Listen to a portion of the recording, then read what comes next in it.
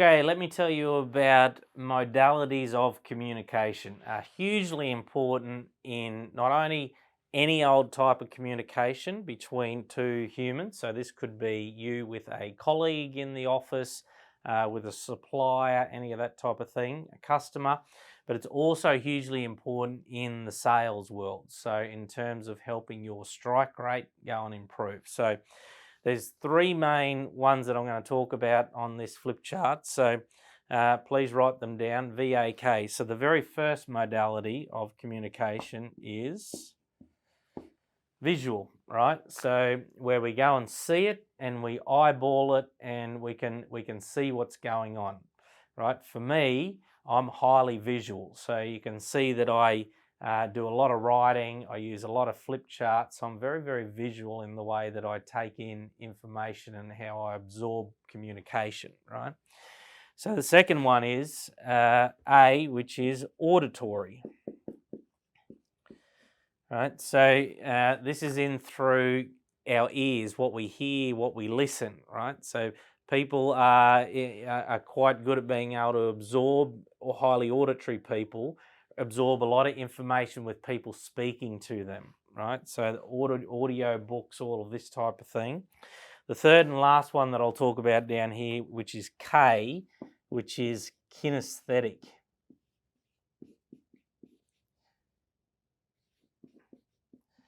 And what kinesthetic is, this is now all the feel, this is the touchy-feely part, right? So with our hands. So the reason this is really important in a sales part or even in any communication with the team, but as it relates to sales is, right? So if me personally, if I'm a highly visual person, right, and I go to get something from you or buy something from you and you're the salesperson, if all you do is talk at me, I'm going to have a heck of a lot of trouble absorbing. In fact, I'm I'm like a 10 out of 10 visual. I'm literally a 0 out of 10 auditory, and I'm about a 9 out of 10 kinesthetic. So if for people that just talk at me, I just have trouble absorbing that and maintaining that information, right? So the question is, how do you use this in a sales scenario, right? So let me give you an example. So let's say if you were selling a car. So let's say you were selling a car, and you came across a highly visual person. Like, what type of things would you do for that person if you were selling a car and they're highly visual? You'd do what? Bob, get in the car and you'd tell them to sit in the car and go, hey, look over in that mirror over there. Look how you look in that car. Geez, you look great, right? And you'd do all the parts that you go and have a look at. If they were an auditory thing, what would you do? You'd get them to do what? Start the car, listen to the stereo, listen to the rev of the engine, all of this type of thing. If they were a kinesthetic person, what would you do, right? Feel the leather, Bob. What do you think of the carpets and all of this type of thing? So you'd get them to touch and feel it, right? It's even in your language that you would use. If it was a highly visual person, it would be like, do you see what I mean, Bob? Right? Are you hearing me, Bob?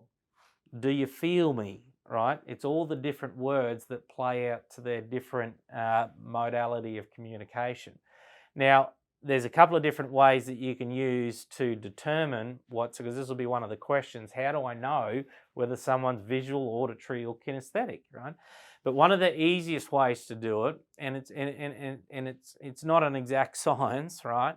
But one of the easiest ways to do it is when you ask a question that they've got to think on, you watch their eyes, right? So typically visual people look up, right? So they're creating a picture in their brain and they look up with their eyes. So it's all in their eyes. Auditory people look left to right, right? My son is very auditory, and when he ask him, he looks left to right like this all the time. Then your kinesthetic people, they often look down when you ask them a question, and they're going for their hands, right? Touchy-feely. So have a little notice of this when you do it. Now, the last part of this piece is, what have you got in your sales process to support all of these modalities, right? So highly visuals? Have you got videos in your piece?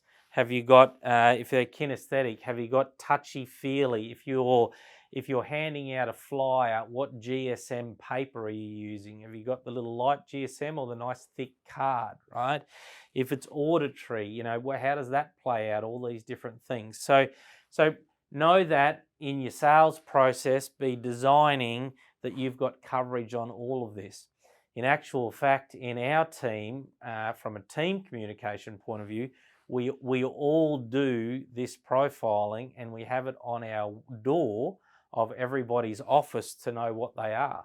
So that because I'm 10, 0 and high kinesthetic, anybody knows that if they come to me and just start talking at me, I'm like, whoa, put it on a flip chart so I can understand what the heck you're saying. So VAK, folks, hugely important one as it relates to communication and different modes. So go and have a bit of fun with this. It can help improve your strike rate by a few percentage points when you do it really, really well. So highly valuable. All right, have fun.